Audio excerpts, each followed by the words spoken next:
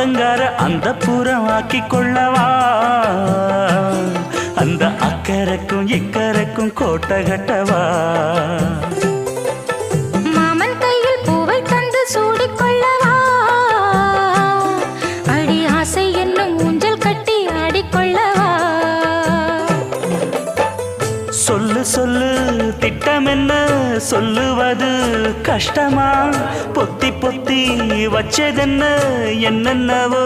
இஷ்டமா